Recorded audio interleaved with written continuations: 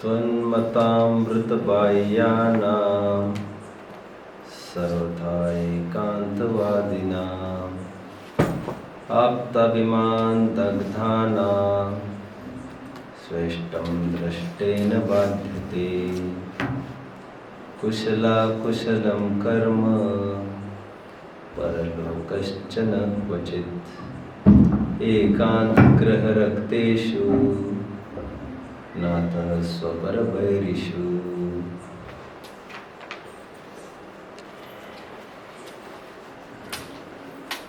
मोक्षार्थियों, scene एक court का है। प्रोसिक्यूशन इज ऑन, केस चल रहा है। अपराधी कटघरे में खड़ा है।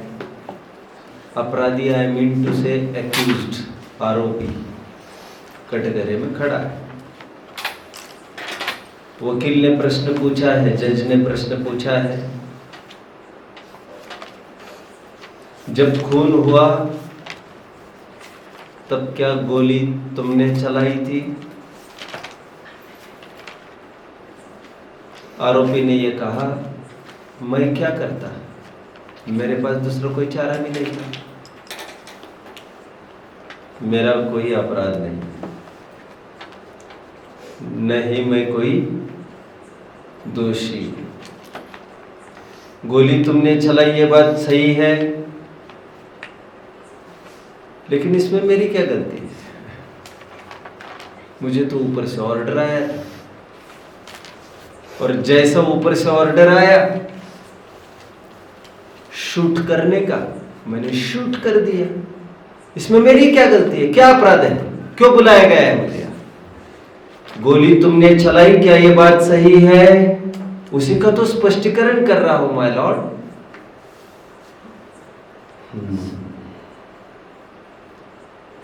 ऑर्डर किसका आया था तुम्हें?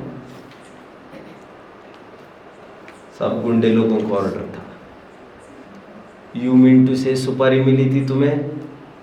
हाँ, सुपारी कहते होंगे उसे, मुझे नहीं पता। ऊपर से सुपारी मिली थी 20 लाख रुपए की। 20 लाख रुपए मिले थे, उसके बदले में किसी को शूट करना था। लेकिन इसमें मेरी क्या गलती? ऊपर से जैसे ऑर्डर आया वैसे मैंने किया। ओह, इतने भोले बनते हो क्या? ऊपर से जैसे ऑर्डर आया वैसे तुमने किया। फिर मैं और क्या करता? मेरे पास दूसरा कोई चारा भी नहीं था। इन कुछ नोटों के टुकड़ों में, पैसे के टुकड़ों में बिक गए क्या? नहीं। यदि मैं ये काम नहीं करता तो उन्होंने भी बंदूक तान रखी थी मेरे सिर पर। मैं यदि इनको नहीं शूट करता तो वे मुझे शूट करते। ओह, केस चल रहा है। केस कितने जन को समझ में आ रहा है बच्चों? शाबाश शाबाश। अभी मुझे ये बताइए, दुनिया का कोई ऐसा न्यायालय आपने देखा है कि इस आरोपी को केवल इस बल पर छोड़ दिया जाए कि इसे ऊपर से ऑर्डर आया था, मतलब उस पर प्रेशर था ऊपर से, और यदि वो नहीं करता, धमकी भी मिली थी, यदि वो नहीं करेगा तो उसे भून दिया जाएगा। इस आधार पर पेश किए गए इस तर्क युक्ति को लेकर क्या उस आरोपी को बरी किया जा सकता है? आपको क्या लग रहा है बच्चों? और जज तो ये कह रहा है, हां हमें भी ऑर्डर है तुम्हें लटकाने का फांसी पर। हमारा भी कोई दोष नहीं है इसमें, हमें भी ऊपर से ऑर्डर है, जो ऐसा करता है उसको फांसी दी जाए। और सुन, ये जो फांसी लग रही है ना तुम्हें, वो केवल 1 इंच भर जितना ट्रिगर हिला है उसकी फांसी मिल रही है तुम्हें। इससे कोई फर्क नहीं पड़ता किसका प्रेशर था तुम्हारे ऊपर। गोली चलाई तुमने अपनी उंगली से है, ट्रिगर तुमने चलाया है, फांसी की सजा दी जाए इसको। लेकिन माय लॉर्ड, मैं नहीं मारता तो वो मुझे मार देते, और तुमने मारा है इसलिए हम तुम्हें मार देंगे। लेकिन नहीं मारता तो वे मारते ना। कैसे मारते? तुम हमें कंप्लेन करते। सब मुझे मेरी कोई गलती समझ में नहीं आ रही। अब ऊपर वालों को देख, ऊपर वालों का नाम ले लेकर तुम बरी हो जाओगे, इस धोखे में तुम मत रहो। ये हो सकता है तुम जिनका नाम ले रहे हो उन 2-5 पर भी FIR चढ़कर उनकी एक नई केस स्टडी चालू हो, उनका केस कोर्ट में चले, उनको भी लटकाया जाए, ये तो हो सकेगा। लेकिन उनका नाम लेकर तुम तो नहीं बच सकोगे। तुम्हें जो सजा मिली है, ट्रिगर चलाने की तुम्हें सजा मिल रही है। ट्रिगर तुमने चलाया है। प्रेशर वेशर हमें कोई मतलब नहीं है इसका। कानून ऐसा ही कहता है कि नहीं बच्चों? और ये उचित है कि नहीं? आपको क्या लग रहा है बच्चों? आपको क्या लग रहा है? खड़े रहो जरा सभी जन। मैंने ये पूछा, आपको क्या लग रहा है? ये सही लग रहा है आपको कि झूठ लग रहा है? क्योंकि कोई भी किसी को भी कुछ भी करे, कहेगा अरे हम थे ना तुम्हारे प्रोटेक्शन के लिए, तुम हमारे पास आते नहीं। हम तुम्हारे पास आते तब भी वो भून देते हमें गोली से। तो ये तो तुम्हारी प्रॉब्लम है यार, तुम डरपोक हो, हम क्या कर सकते हैं? कानून ऐसा नहीं बनता। और सुन, तुमने जो गोली चलाई है वो तुम्हारे भय के कारण चलाई है। उनके तुम्हारे सिर पर बंदूक तानने से नहीं। एक ही तो बात है, एक बात नहीं है। बरगलाना और डरना ये तो तुम्हारा काम है अपना। तुम क्यों उनकी बातों में आए? टोडरमल जी पर कितना प्रेशर था, नहीं तो कुचल देंगे तुम्हें हाथी के पैर के नीचे। तो हम क्या करें? ऊपर से ऑर्डर है तो हम क्या करें? तुम ग्रंथों को पीछे ले लो। तुम्हारे मोक्ष मार्ग प्रकाशक जो ग्रंथ लिखा जा रहा है, जिसमें अन्य मतियों का खंडन हो रहा है, उस पुस्तक को तुम पीछे हटा दो। इसके लिए क्या हम हटा देंगे क्या? हमारे ऊपर भी प्रेशर है। उल्टा पुल्टा लिखने का हमारे ऊपर भी प्रेशर है, तो क्या हटा देंगे क्या? अकलंक निकलंक पर प्रेशर नहीं था क्या? टोडरमल जी पर प्रेशर नहीं था क्या? लेकिन वे डरे नहीं। एथिक्स और मॉरल्स के पीछे जान को भी नहीं देखा जाता। उसको उसके समर्पण की भी तैयारी रखनी चाहिए। और फिर दूसरों के पीछे क्यों नहीं लगे? तुम्हारे पीछे क्यों लगे? कुछ ना कुछ तो होगा ना तुम में। तुम्हारे में कुछ कमजोरी देखी उन्होंने, तब तुम्हारे पीछे लगे, औरों के पीछे नहीं लगे। खैर हो कुछ भी, 302 का केस इसी पर चलेगा। कोर्ट एडजर्न्ड और कोर्ट ये फैसला लेती है यह आरोपी ही पूर्णतया दोषी, जिनके नाम ये ले रहा है उनको भी कोर्ट में घसीटा जाएगा, उनकी भी तहकीकात होगी, उनको भी ऐसी ही सजा होगी। Court adjourned. बच्चों, जीव राग द्वेष को करता है। अब कोई आरोपी कटघरे में खड़े रहकर यह कहने की कोशिश करे मैं क्या करता, उन्होंने गाली दी थी। सुन सुन सुन, तुम्हारे ऊपर जो चार्ज चला है, कर्म बंधन का चार्ज जो तुम्हारे ऊपर चल रहा है, वो इसीलिए नहीं कि उन्होंने तुमको गाली दी थी, वो इसीलिए क्योंकि तुम स्वयं क्रोध रूप परिणमे।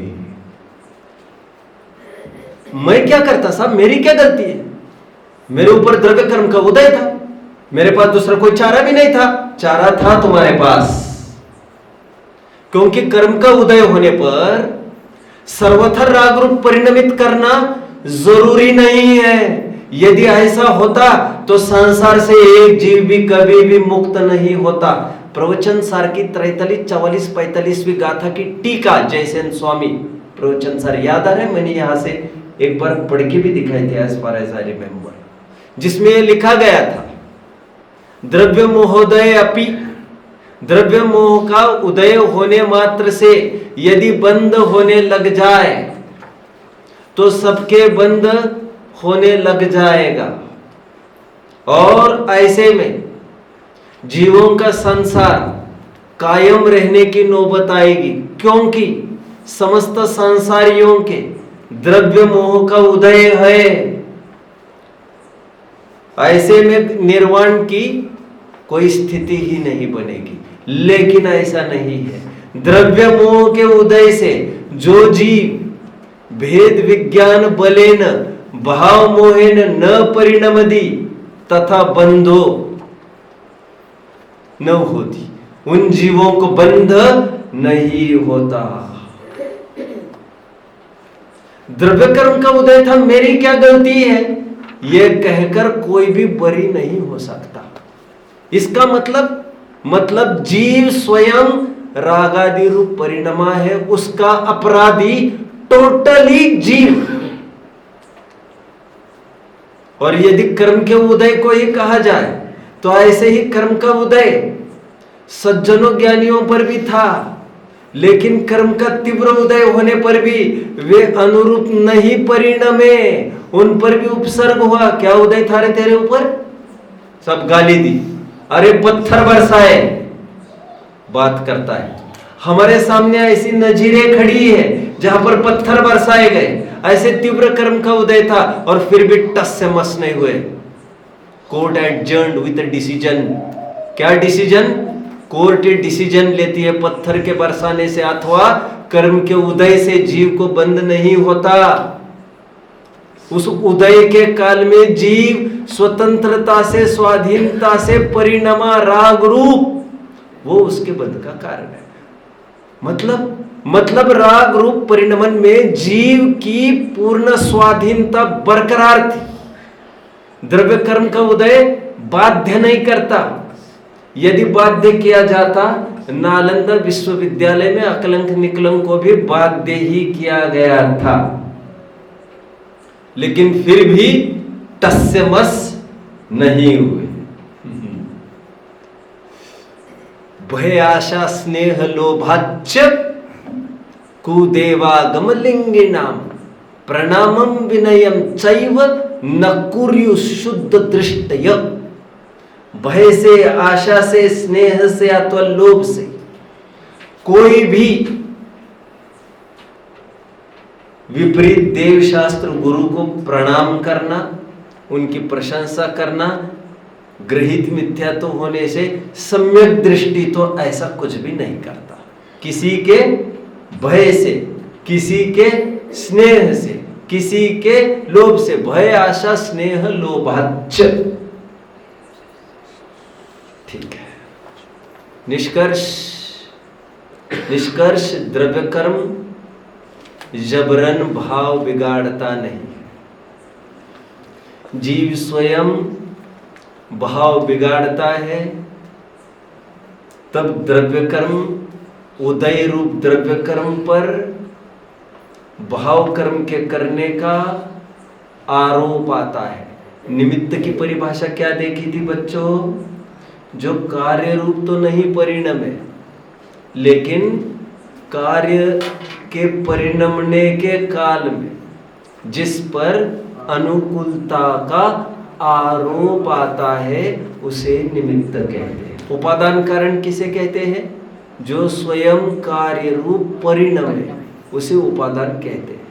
और रागादि रूप परिणमन करने में उपादान कारण अकेला जीव है, क्योंकि जीव ही उस रूप परिणम। मैं लगभग रोजाना कह रहा, किसी दुनिया की ताकत नहीं है हमें झुकाने की, जब तक हमारे ही झुकने का भाव न हो। पीपल एंड सिचुएशंस, रिपीट करेगा कोई? people and situations are always powerless without your reaction. You don't react.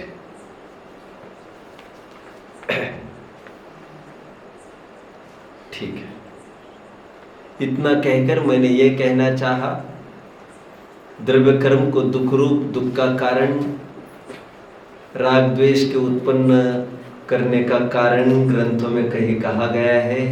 ये सब उपचार का कथन है। द्रव्य कर्म के उदय में जीव स्वतंत्रता से, स्वाधीनता से मोह राग द्वेष रूप परिणमन करता है। उसमें द्रव्य कर्म का उदय निमित्त कहा जाता है। निमित्त प्रधान कथन हो सकते हैं, उसमें कोई अचरज की बात नहीं है, बैठ सकते हैं। एक और उदाहरण देकर मैं अपने प्रकरण की ओर बढ़ूंगा। बच्चों, आप कितने भाग्यशाली हो, ये कहने के लिए मेरे पास शब्द नहीं है। जो माल मैं यहाँ से दे रहा हूँ, आपको 10-20 विद्वानों को सुनने पर भी शायद वो मिलना बड़ा मुश्किल है। अब जीवन भर भी अध्ययन करो और आप उस गहराई तक पहुँच पाओ, असंभव तो कुछ भी नहीं है, थोड़ा मुश्किल ही है। कहने का तात्पर्य, थोड़ा उपयोग को केंद्रित करिए। प्रकरण में प्रवेश करने के पूर्व, वैसे मेरे पास 3 घंटे है अभी कर्म पाठ के लिए, जितना मैंने सोच रखा है। वैसे निमित्त की परिभाषा मैंने अभी क्या बताई, कोई बताएगा मुझे अगेन? निमित्त की परिभाषा बोलो आप। जो कार्य रूप नहीं परिणाम है, लेकिन उसको आरोप है, उसको निमित्त कहते हैं। जो कार्य रूप तो नहीं परिणम है, लेकिन कार्य के परिणमने के काल में जिन पर अनुकूलता का आरोप आया, मतलब पास में खड़े थे। निमित्त का शाब्दिक अर्थ होता है नि प्लस मित्त। नि निशेष रूप से, विशेष रूप से। मित्त, मित्त धातु से बना मित्रता, just friend, just companion, just सहयोग था उसका। पास में खड़ा था एक चश्मदीद गवाह के रूप में, बट उसका कोई एक्टिव पार्टिसिपेशन नहीं है उसमें, जस्ट प्रेजेंस थी उसकी। क्या थी बच्चों? Presence. One more example.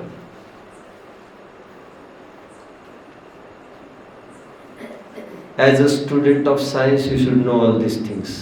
Catalyst सुना है? कैटलिस्ट सुना है? आपने ही सुना है और किसी बच्चों ने नहीं सुना है?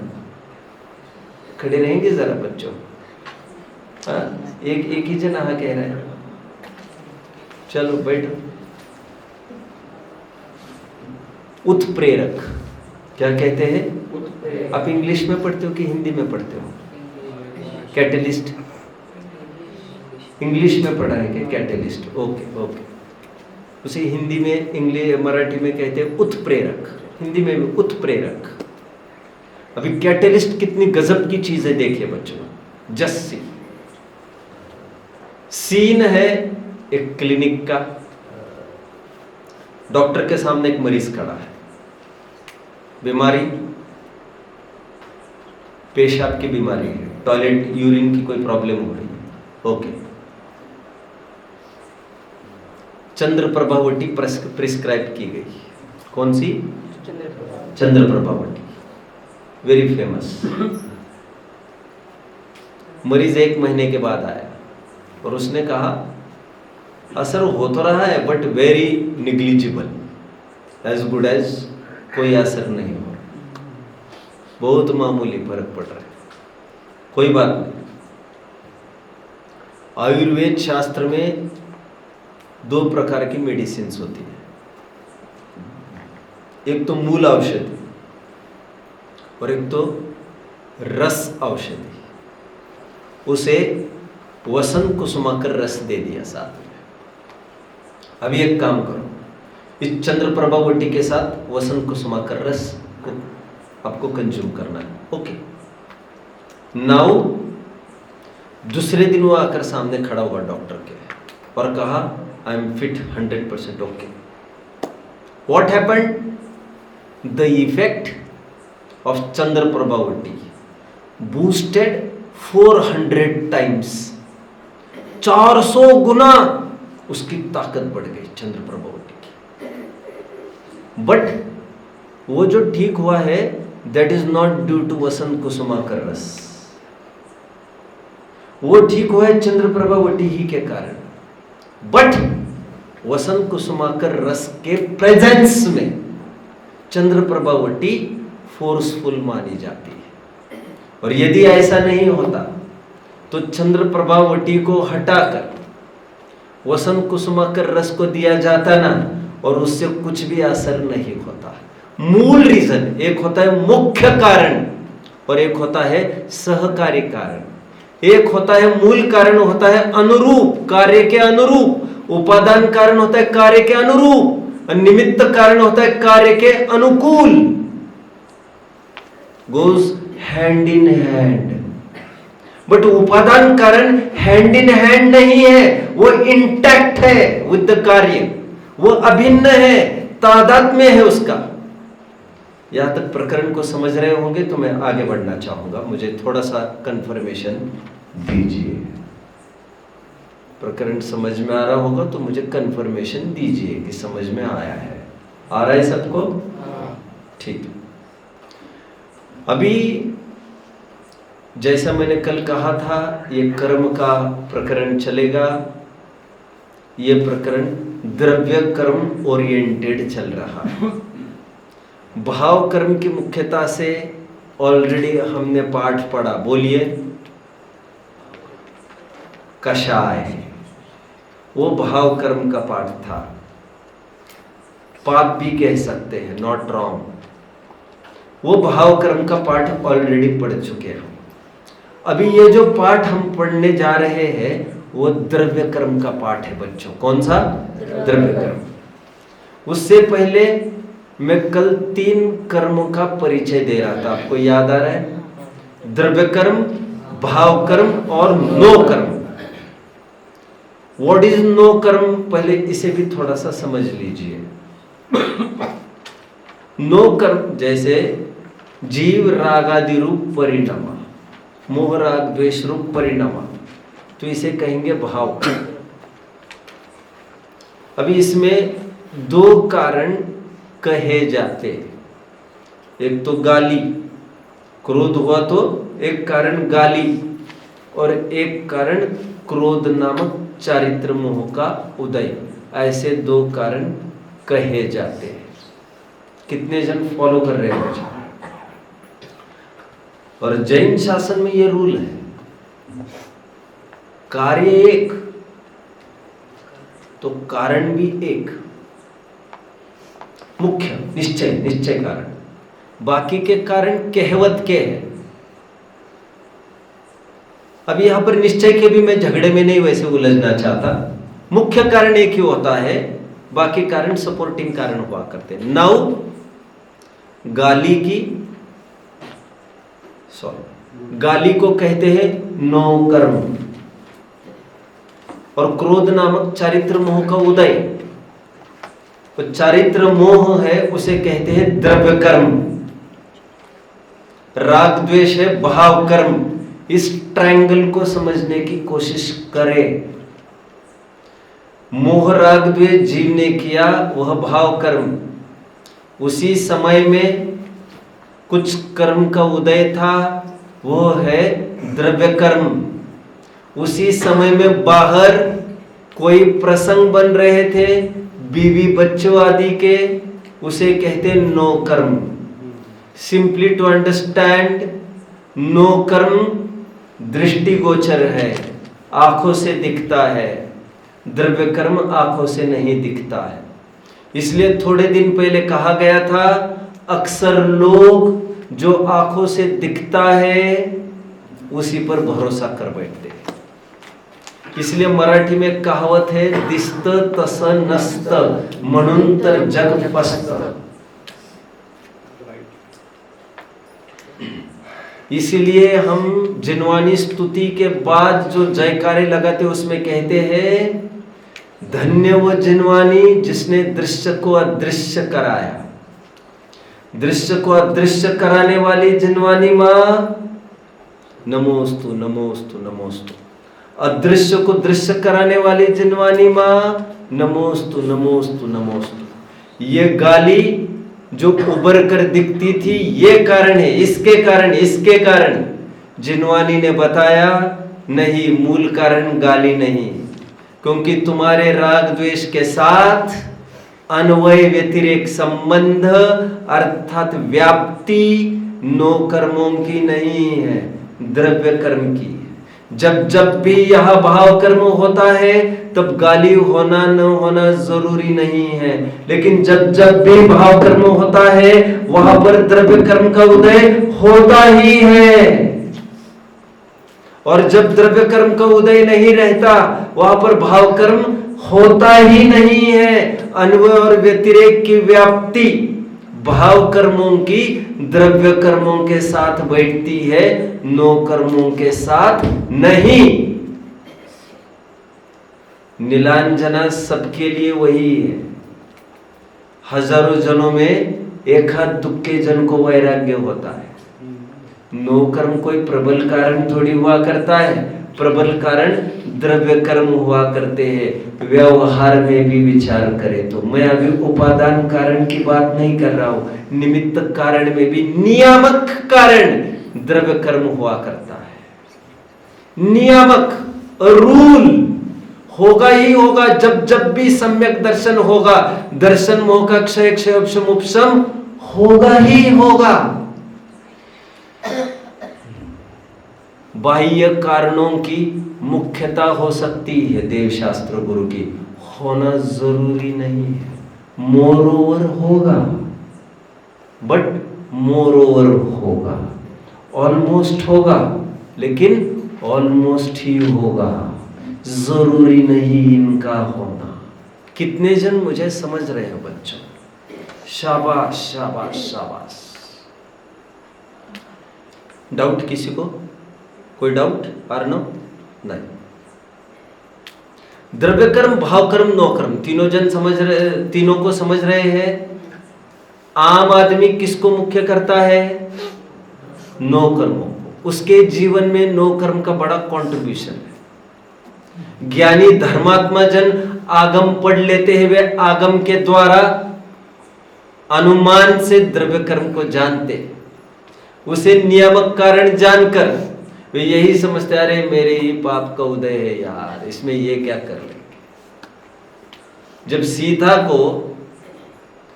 सीता को कृतांतवक्र जंगल में छोड़ने गए तो सीता ने पलट कर क्या मैसेज भेजा? कृतांतवक्र ने क्या कहा? आई एम सो सैड कि आपके हस्बैंड ने इतना नाइंसाफ किया है, मेरे से काम करना पड़ा यार।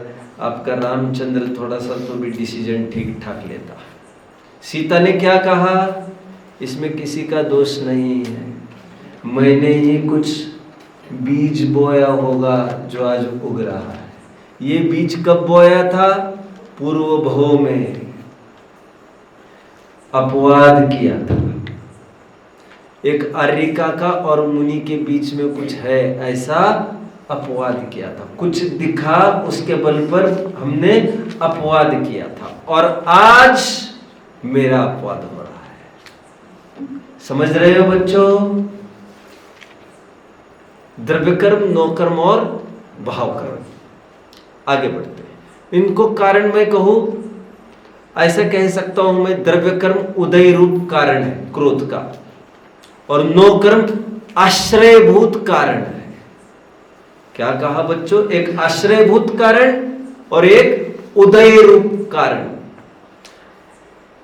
कर्मों के कार्मान वर्गना जो कर्म रूप परिणमित होती है, आई एम स्टेपिंग इन बच्चों, अटेंशन, आई एम स्टेपिंग इन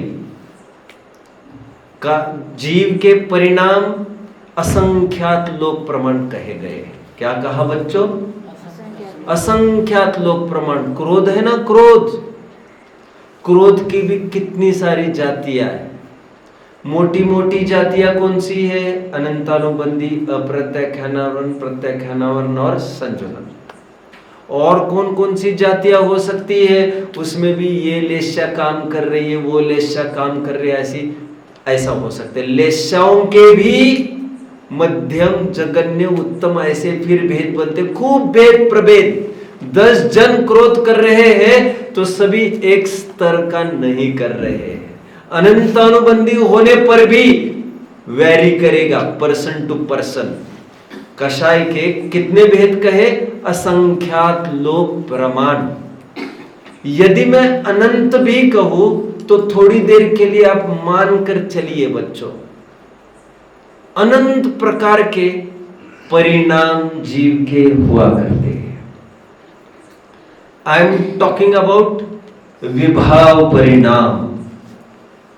और अनंत प्रकार के ये परिणाम होने से जो कर्माण वर्गणाएं कर्म रूप परिणमित होती है, वे कर्म भी बेसिकली वैसे कर्म संज्ञा पाते हैं, बट यदि उनके भेद किए जाए तो उनके भेद भी अनंत प्रकार के बनेंगे। सिद्ध चक्रमंडल विधान में संतलाल कवि ने कर्मों के अनंत भेद किए। कितने?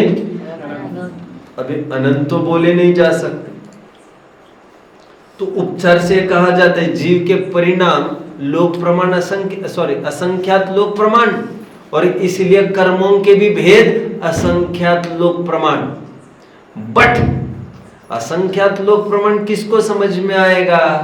तो तुम्हें हमें समझ में आए इसलिए मोटा मोटा वर्गीकरण आचार्यों ने किया, और मोटा मोटा वर्गीकरण 8 कर्मों में, 8 भागों में इस कर्म को विभाजित किया प्रकृति अपेक्षा से। कर्म की प्रकृति मतलब जाति, नेचर।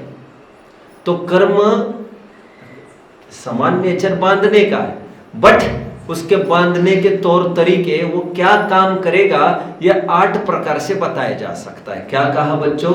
इसलिए कहा गया है प्रकृति 8 प्रकार की। 8 प्रकृतियों को हमें देखना, 8 कर्मों की प्रकृतियां कितने जन फॉलो कर रहे हैं। फिर इसके उत्तर भेद करेंगे यदि हम, तो 8 के ही 148 प्रकृतियां कितने जन ने सुनी है बच्चों? घाती कर्म की 47 प्रकृतियां सुनी होगी। ज्ञानावरण की 5, दर्शनावरण की 9, मोहनीय की 28, अंतराय की 5, वेदनीय की 2, आयुष्क की 4, नाम कर्म की 93, गोत्र कर्म की 2। इस प्रकार 148 प्रकृतियां, घाती कर्म की 47, अघाती कर्म की 101,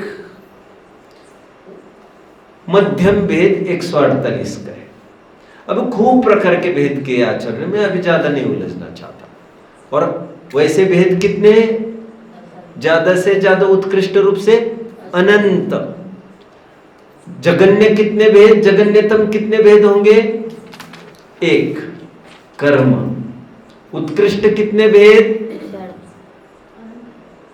खड़े रहिए जरा सभी बच्चों, आई विल रिपीट।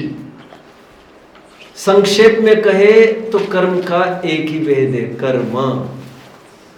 विस्तार करे तो कर्म के अनंत भेद है, लेकिन अनंत कहे भी नहीं जा सकते, ना समय भी है ना वाणी की क्षमता भी।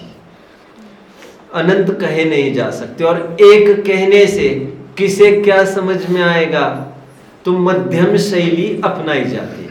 अब मध्यम मतलब मध्यम में भी उसका लीस्ट पार्ट मध्यम का भी 8 भेद बताए मोटे मोटे तौर पर। उसके उत्तर भेद करेंगे तो 148 होते हैं, और उत्तर भेद करेंगे, ऐसे तो बहुत सारे भेद प्रभेद है बीच बीच में, तो और आगे ऊपर बढ़ो तो असंख्यात लोक प्रमाण, ये हमने सब किए।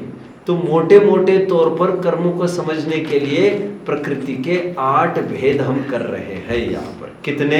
8। बेसिकली मैं आपको और बता दूं, बेसिकली कर्म 2 प्रकार का है, एक घाती कर्म और एक अघाती कर्म। घाती कर्म की परिभाषा क्या है, जरा कोई बताएगा बच्चों?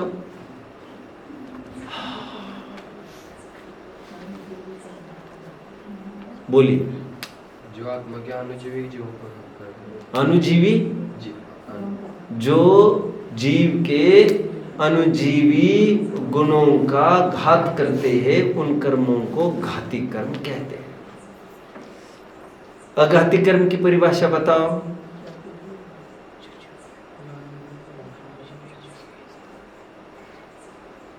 जो जीव के अनुजीवी गुणों का घात नहीं करते। बहुत अच्छी परिभाषा में करता हूं, कंप्लीट। जो जीव के प्रतिजीवी गुणों का घात करने पर भी अनुजीवी गुणों का घात नहीं करते, उन कर्मों को अघाती कर्म कहते हैं। अब अनुजीवी गुण किसे कहते हैं? अब ये सब विस्तार की बातें हैं। मैंने थोड़े टाइम पहले यहां पर लिया था थोड़ा अनुजीवी प्रतिजीवी, याद आ रहा है आपको? किस पार्ट में लिया था, जरा मुझे बताएंगे बच्चों? किस पार्ट में लिया था?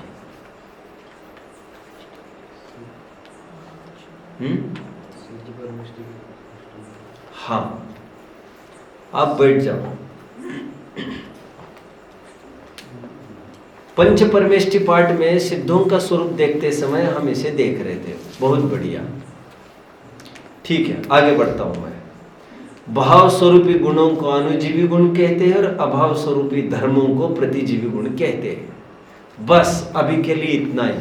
स्पष्टीकरण किसी को चाहिए तो बोलिए।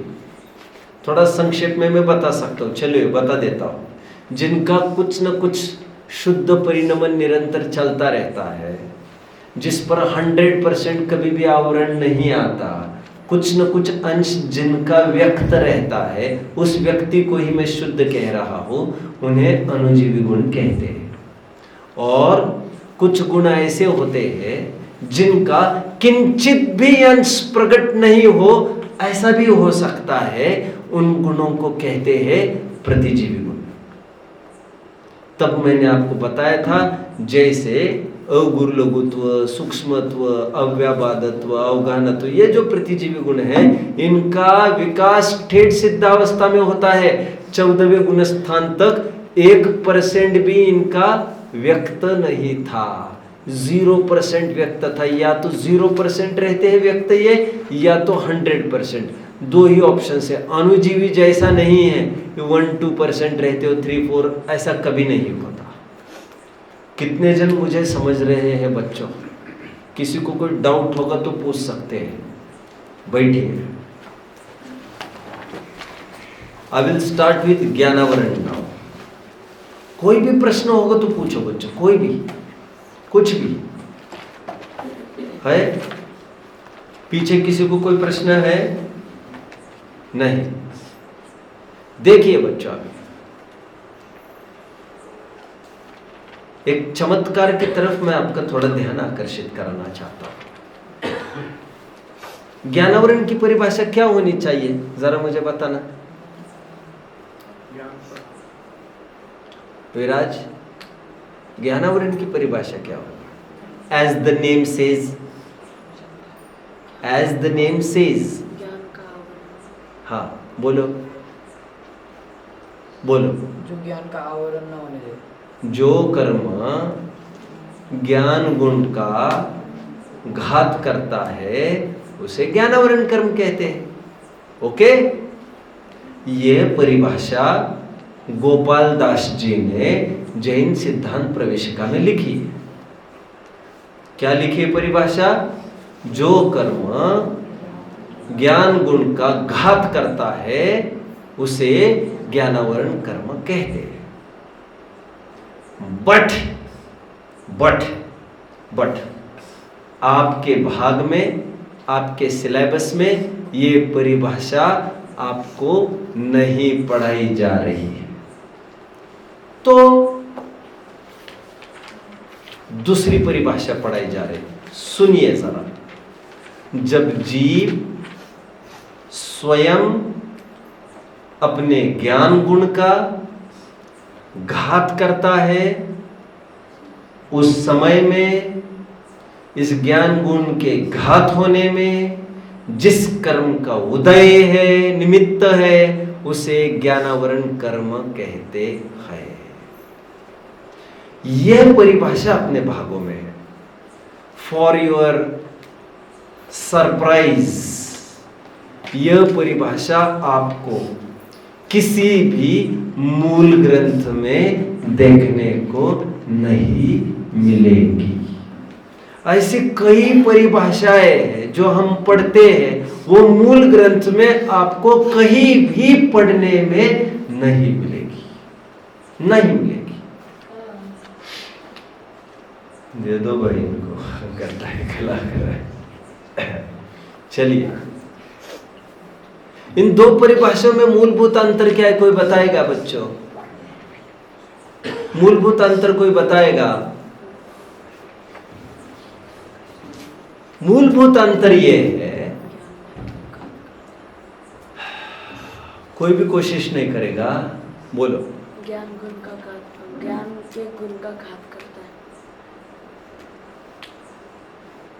ट्राई। एक में कर्म ज्ञान गुण का घात करता है और एक जीव स्वयं अपने ज्ञान का घात करता है। इनको आधा पॉइंट बढ़ा दिया जाए। लिसन, गोपाल दास जी ने जो परिभाषा लिखी है उसका आधार समस्त मूल ग्रंथ है, और वह परिभाषा व्यवहार प्रधान है, निमित्त प्रधान है। जिस कथन में एक द्रव्य का कारण दूसरा द्रव्य आए, वह कथन निमित्त प्रधान, व्यवहार प्रधान मानी जाती है, उपचार का कथन माना जाता है। असद्भुत व्यवहार नहीं कहते हैं उसे। बट जैसा कि जैन धर्म बिलीव करता है कि एक द्रव्य दूसरे द्रव्य का कर्ता नहीं है, समय सार की प्रसिद्ध 100वीं गाथा बैठे हुए स्वाध्यायियों से मैं जानना चाहूंगा, कोई मुझे बताएगा? 100वीं गाथा 100 गाथा किसी को याद नहीं होगी तो थीम आई वांट थीम। जीवो न करेद घड़म, न पड़म न से सगे दब्बे। जीव घटका, पटका और शेष द्रव्यों का कर्ता नहीं है, क्योंकि एक द्रव्य दूसरे द्रव्य का कर्ता होने के लिए उस द्रव्य को दूसरे द्रव्य रूप होना पड़ेगा। कर्ता वही है जो व्यापक होता है। जिसमें व्यापक व्याप्य संबंध नहीं है, वह नहीं कर सकता उसको। आप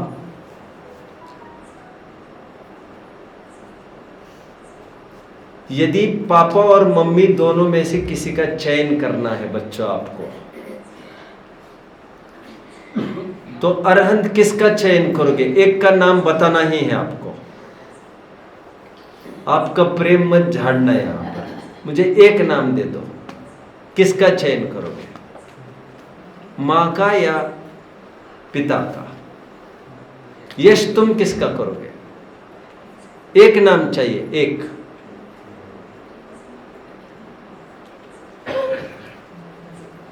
विराज तुम किसका करोगे? अरे दोनों को छोड़ मत देना नौकरी के पीछे। माँ बाप को छोड़कर दूर जॉब करने जाएंगे कि नहीं बच्चों? किसकी भावनाएं? नहीं जाएंगे हम। एक हाथ ऊपर नहीं आ रहा है अभी तो। यश आपका जाना तय है? हाँ, आर्मी में जाना है तो जाना ही पड़ेगा। लाशें पड़ जाती है माँ बाप की, तब भी कहते यार रिजर्वेशन नहीं मिल रहा है। कहते तुम क्रियाकर्म कर सकते हो क्या? मैं पैसा दे दूंगा तुम्हें।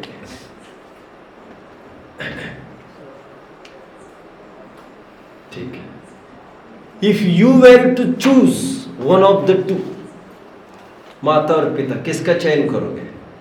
ज्यादा अटैचमेंट किससे है आपको, माँ से या पापा से? फिर भी हाँ, बस उत्तर आ गया। मैं ये नहीं कह रहा हूं तो बदमाश है और गद्दार है, मैं ये नहीं कह रहा, मुझे तो एक उत्तर चाहिए ही था। माँ का उत्तर क्यों दिया जानते हो बच्चों? क्योंकि माँ में बच्चा कभी व्यापक रहा है, व्यापक,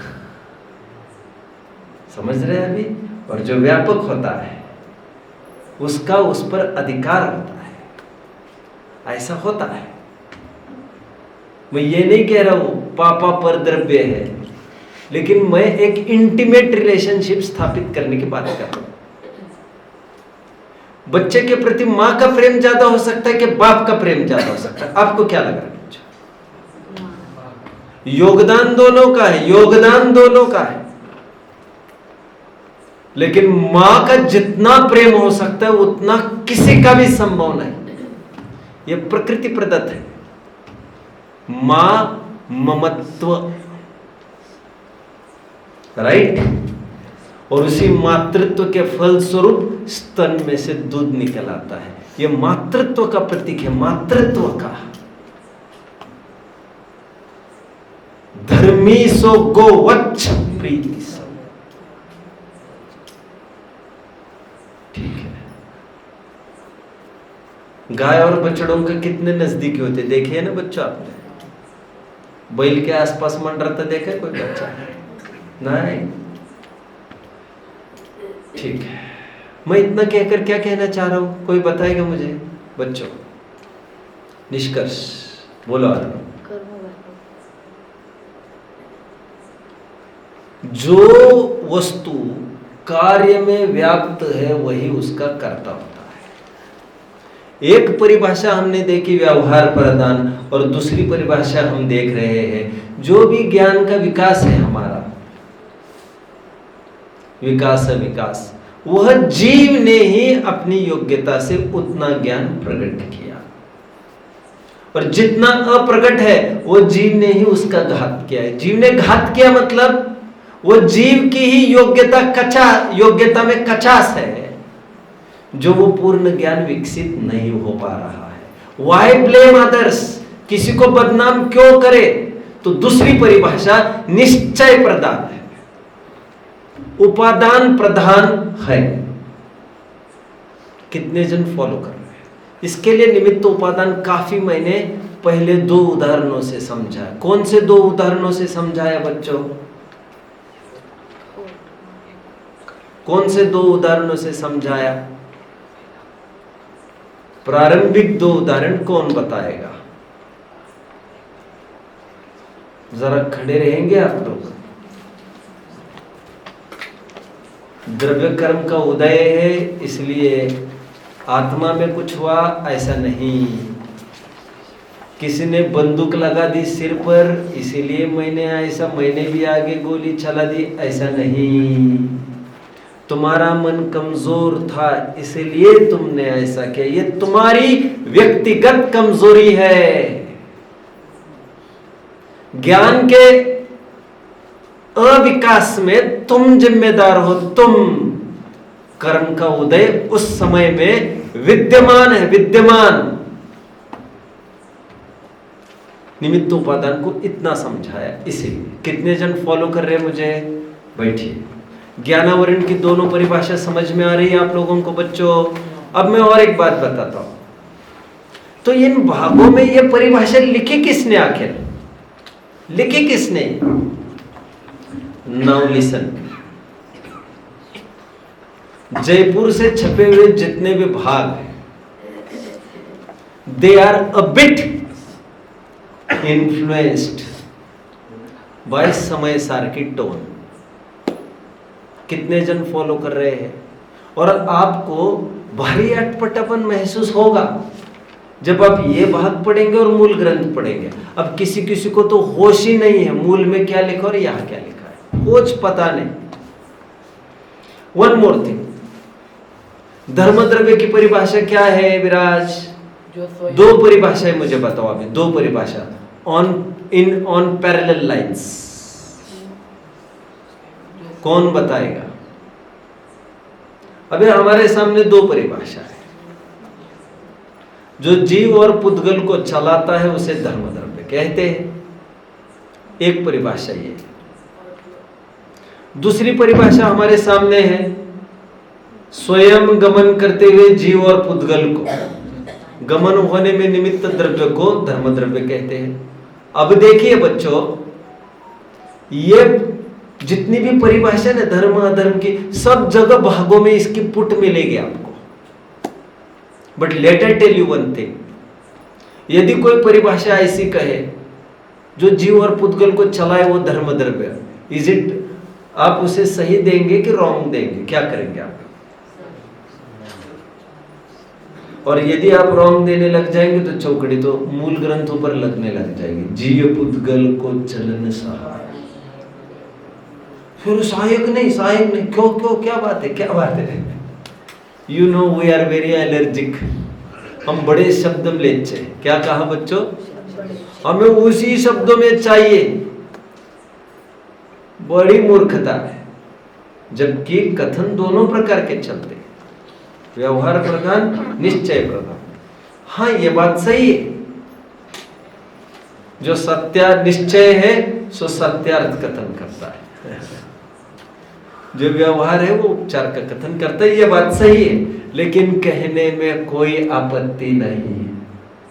मोक्ष मार्ग का निरूपण होता ही है दो प्रकार से, उसी प्रकार द्रव्य का निरूपण दो प्रकार से होता ही है। कभी कवरिंग की तरफ से, एनक्लोजर की तरफ से, कंपनी की तरफ से, और कभी मूल ऑब्जेक्ट की तरफ से। ऐसा होता है कि नहीं? परिचय, द्रव्य का परिचय दो तरफ से होता है, एक मिट्टी का घड़ा और एक घी का घड़ा।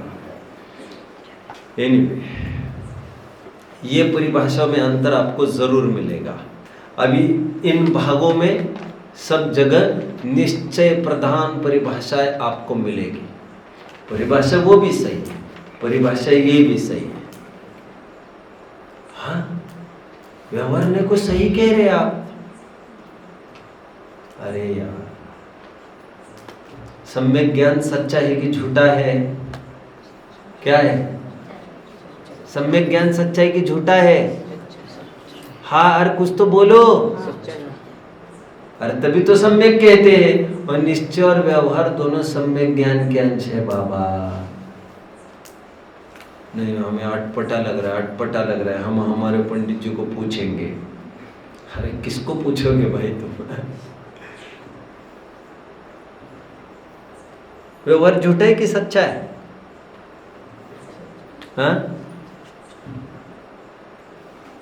व्यवहार सच्चा है कि झूठा है बच्चों? क्या है?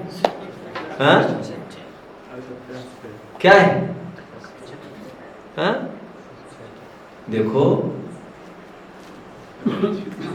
Don't get jumbled and puzzled. एक उत्तर आपके पास होना चाहिए, कथनचित सत्यार्थ है और कथनचित असत्यार्थ है। व्यवहार में इसमें भी कथनचित लगेगा, इसमें भी कथनचित, सर्वथा असत्यार्थ नहीं है। नहीं साहब, बड़ा कंफ्यूजन हो रहा है, बड़ा कंफ्यूजन हो रहा है। अरे तुमने पार्टी उल्टी पढ़ के रखे, हम क्या करें उसके लिए? बौद्धों को और जैनियों का डिबेट चल रहा था। उस डिबेट के बीच में क्या हुआ, बौद्ध खड़े हुए और बौद्धों ने यह कहा, जैसे ये कहते वैसे ही हम कहते, निश्चय सच्चा, व्यवहार झूठा, ऐसा ही तो हम कह रहे हैं। बहुत सुंदर, मैं आपको पढ़ के दिखाना तो पढ़ के भी दिखा सकता हूं। बहुत सुंदर लाइन है ये ग्रंथ की, शायद जयसेन आचार्य देव के वचन है। तो क्या लिखा मालूम आचार्य ने? नहीं, आप लोग कहते तो वैसा ही हो जैसा हम कहते, बट मान्यता में फर्क है। मतलब आप व्यवहार को सर्वथा असत्यार्थ और झूठा मानते हो, लेकिन हम लोग निश्चय की दृष्टि से व्यवहार को झूठा और असत्यार्थ मानते, बट व्यवहार की तरफ से व्यवहार को सत्यार्थ मानते। व्यवहार से मेरी मां है तो मां ही है। अभी समझ में आ रहा है अच्छे से कि नहीं? कितने जन समझ रहे हैं? निश्चय से तो कोई है ही नहीं मेरी, लेकिन व्यवहार से मां ही है, पक्की बात है। फॉलो कर रहे हैं? ज्ञानावरण की दो परिभाषाएं समझ में आई। अभी देखिए, मैं इसलिए 6 द्रव्य, जब द्रव्य पाठ पढ़ा रहा था तब भी एक बात कह रहा था, आपको याद आ रहा होगा। आकाश द्रव्य की परिभाषा क्या की गई है?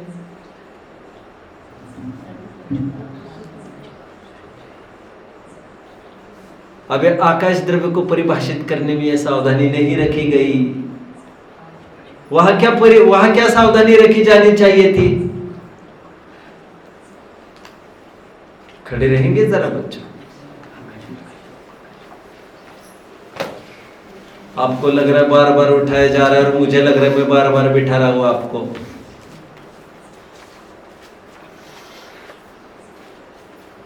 आकाश द्रव्य की क्या परिभाषा होती है? इसी लाइंस पर ऐसी परिभाषा होती। सभी द्रव्य अपने अपने क्षेत्र में रहते हुए उनको रहने में जिस द्रव्य का निमित्त है उसे आकाश द्रव्य कहते हैं। यहां पर तो यह सावधानी नहीं बरती गई, जबकि बरती जानी चाहिए थी।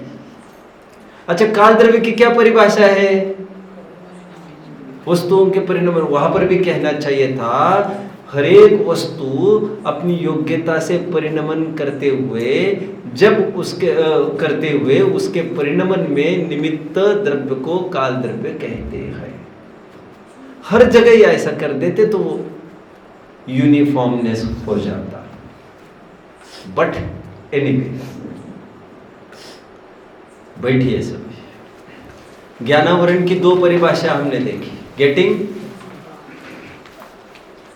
इससे फायदा ये हुआ, निश्चय परक परिभाषा कहने का फायदा ये हुआ, तू ये मत मान तू किसी की कठपुतली है। सांख्य जैसा मत मान, वेदांतो जैसा मत मान। क्या करूं, मुझे नींद आ रही तो मैं क्या कर सकता हूं साहब? ज्ञानावरण का होगा उदय, मुझे क्यों पकड़ते हो आप? क्यों 5 बजे उठाने आए हो? 5 नहीं, सॉरी 4:45, सॉरी 4:30, नहीं 4:45, ठीक है। किसी को नींद आए, समय सार में 2-3 गाथाएं है बच्चों। टोडरमल जी ने कोट किया निश्चयवासी के प्रकरण में, मुझे नींद आती है, उसका दोषारोपण किस पर? ज्ञानावरण दर्शनावरण। गुस्सा मुझे आता है, दोषारोपण किस पर? कर्म का होगा तीव्र उदय, मुझे क्यों पकड़ा जा रहा है? बदनामी किसकी होगी? मीटिंग में मैंने खूब तोड़फोड़ करी तो बदनामी किसकी होगी? क्रोध नामक प्रकृति की। किसकी? समझ रहे हैं बच्चों? स्वयं दोष करे और औरों के माथे मड़े, जिन आज्ञा माने तो ऐसी अनीति संभवे नहीं। समझ रहे हैं? तो खान पान आदि संबंधी तो उद्यम करता है, यहां पर आकर योग्यता बताता है। इससे यह मालूम पड़ता है तुम्हें धर्म के प्रति अनुराग ही नहीं है, झूठी बातें बनाता है।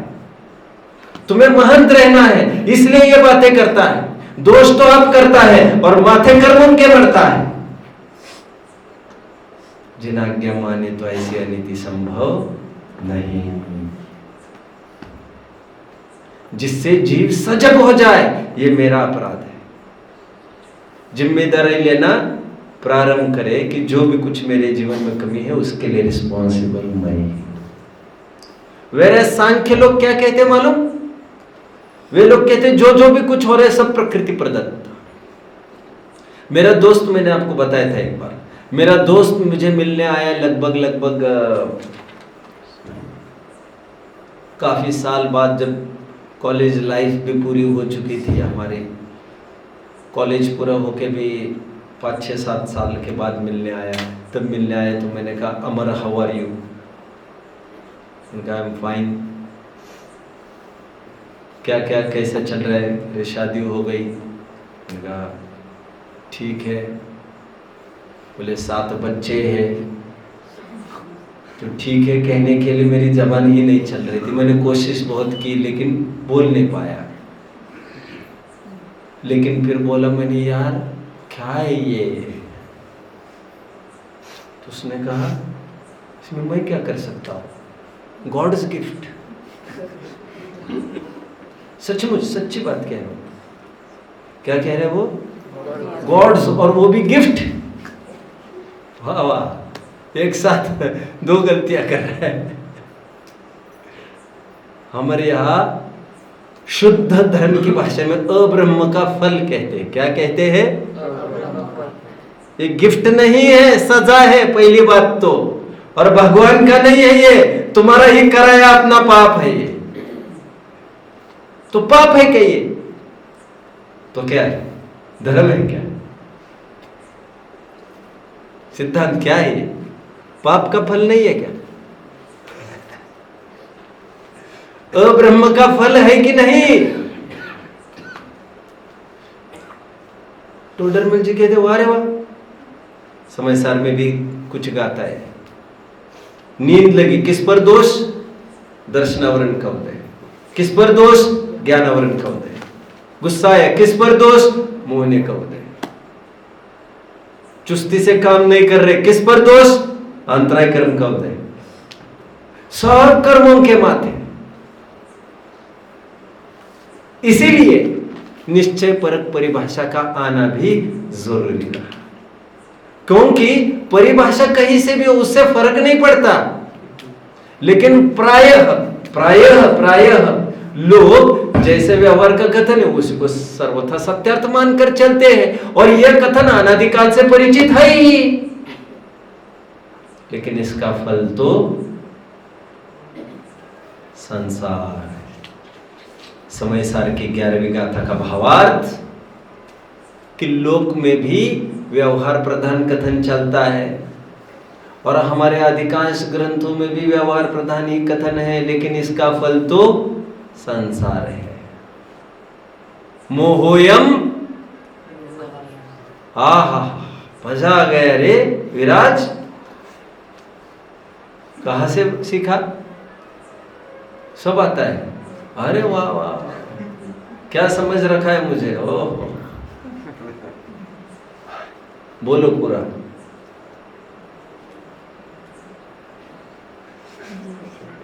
कोई बात नहीं।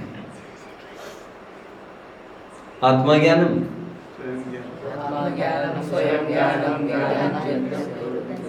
हाँ हाँ हाँ, लग गई जुगाड़, लग गई जुगाड़। समझते हो बच्चों? ठीक है। कहां तक आया मैं? इसलिए यह सब बताया जाता है। अब मुझे बताओ, महावीर का जन्म चैत्र शुक्ल त्रयोदशी के दिन हुआ। चैत्र शुक्ल त्रयोदशी के दिन हुआ कि कार्तिक कृष्ण अमावस्या के दिन हुआ? हाँ, चैत्र शुक्ल त्रयोदशी। पक्का? मतलब भगवान का जन्म होता है, है? भगवान का जन्म होता है। अभी हमारे यहाँ बार बार घुटाई इस बात की कराई गई। हमारे भागों की कुछ विशेषता बताता हूं बच्चों। स्मारक से जो छपे भाग है उसकी कुछ विशेषताएं हैं। उसकी काफी बातें मूल ग्रंथों के साथ मेल ही नहीं खाएगी। कोई भी ग्रंथ, कुछ कुछ ऐसी बातें हैं जो मूल ग्रंथों में है ही नहीं वैसी कुछ। मैं ये नहीं कह रहा हूं ये सब परिभाषाएं गलत है, इसको अलग लैंग्वेज में लिखा गया है। समझ रहे हैं सभी? अभी कुछ बात कह रहा था मैं, किस बात पर बोल रहा था मैं? हाँ, महावीर भगवान। कहते महावीर भगवान का जन्म नहीं होता, वो बालक का जन्म बोलो, तुम बालक का जन्म बोलो, ऐसा खूब आग्रह भी किया जाता है। देखो बच्चों, कहने में कोई आपत्ति नहीं है, क्योंकि द्रव्य निक्षेप अलाउ करता है क्या? क्या कहा? द्रव्य निक्षेप अलाउ करता है कहना,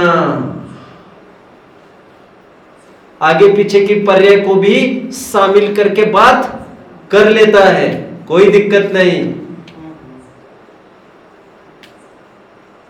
ऐसा तो आटा पीसना है ये बोल ही नहीं सकोगे फिर आप, क्योंकि आटा है वो पिसता नहीं और पिसता है वो आटा नहीं है। मुश्किल पड़ेगी कि नहीं? हर जगह ऋजु सूत्र नय का प्रयोग थोड़ी करते बैठेंगे, नैगम नय का भी प्रयोग करते ही है कि नहीं? ठीक है, तो निश्चय प्रधान कथन इसलिए है, जैसे महावीर के जन्म की बात आती है तो क्यों कहना पड़ा कि बालक का जन्म होता है भगवान का नहीं? क्योंकि हम जिनके बीच में रहते हैं ऐसी संस्कृति वाले लोग भगवान का जन्म होना मानते, और हम भी ऐसे ही नहीं मानने लग जाए। इसलिए भाषा में भी बदलाव लाया। भाषा में बदलाव नहीं लाते तो बात गलत हो जाती, ऐसा नहीं, लेकिन समझने के लिए और भी सुलभता हो इसलिए भाषा में भी सुधार करना पड़ा। म्लेच्छों को म्लेच्छ की भाषा में उस न्याय से। दर्शनावरण की परिभाषा बताइए मुझे कोई, देना विलेंडम। दर्शनावरण की दो परिभाषाएं, दर्शनावरण की दो परिभाषाएं बोलो। जो निर्देशन प्रकट करने में आवरण डाले और जो कर्म आत्मा के दर्शन गुण का घात करे उसे दर्शनावरण कर्म कहते हैं। ये गोपाल दास जी ने जैन सिद्धांत प्रवेशिका में लिखी हुई परिभाषा, निमित्त प्रधान व्यवहार प्रधान है। इसमें बात यह आती है एक द्रव्य ने दूसरे द्रव्य का किया, ऐसा कथन है, और कथन करने में कोई आपत्ति नहीं है, ऐसा मानने में आपत्ति है। तो भागों में क्या परिभाषा है? जब जीव स्वयं अपने दर्शन गुण का घात करता है, उसमें जिस कर्म का उदय निमित्त है उसे दर्शनावरण कर्म कहते हैं। मतलब दोनों द्रव्यों का आपस में कर्ता कर्म संबंध का होने का निषेध दर्ज हो जाता है साथ साथ। ठीक है, विशेष चर्चा फिर कल। दो गुणों की परिभाषा हुई। किसी को कोई डाउट? बोलो। सजग अर्थात? हाँ, सजग मतलब सजग, अवेकंड। अवेकंड भी तुम्हें उतना ही भारी पड़ेगा। सजग मतलब जगना, जगना नहीं समझते हो क्या? जगना एक सोना, सजग रहो मतलब सतर्क रहो, सावधान रहो, स्टे अवेकंड, जागृत रहो, समझे? सजग, सावधान। चलो, और कोई प्रश्न किसी को? ठीक है।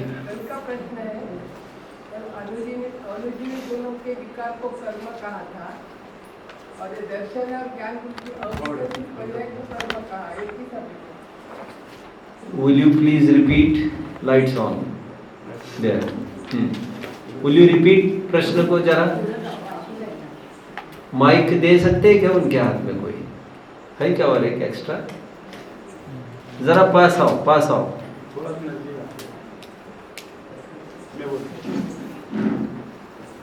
हाँ बोलिए।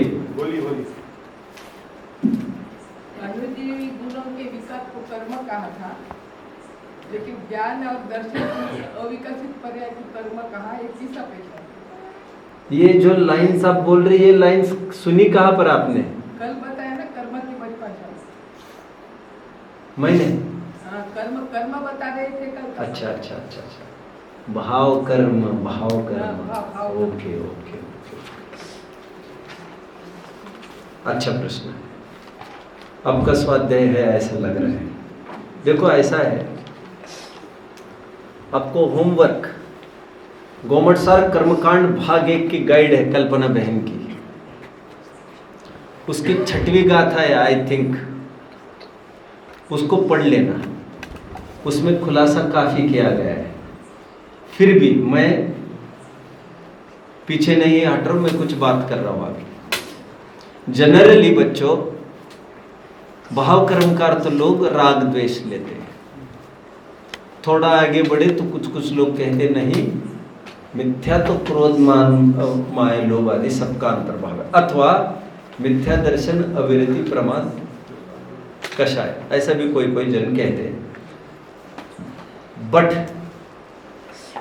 अब योग का तो काम नहीं है इसमें, भाव कर्मों का सद्भाव 12वें गुण स्थान तक बताया है। क्या कहा? बोलो। बताया है, आचार्यों ने बताया है। 11वें और 12वें गुण स्थान में मिथ्या तो अविरति प्रमाद कषाय कुछ भी नहीं है, क्रोध मान माया लोभ है ही नहीं वहां पर। तो वहां पर भाव कर्म क्या है 11वें 12वें गुण स्थान में? वहां पर 11वें 12वें गुण स्थान में ज्ञप्ति परिवर्तन है। क्या है?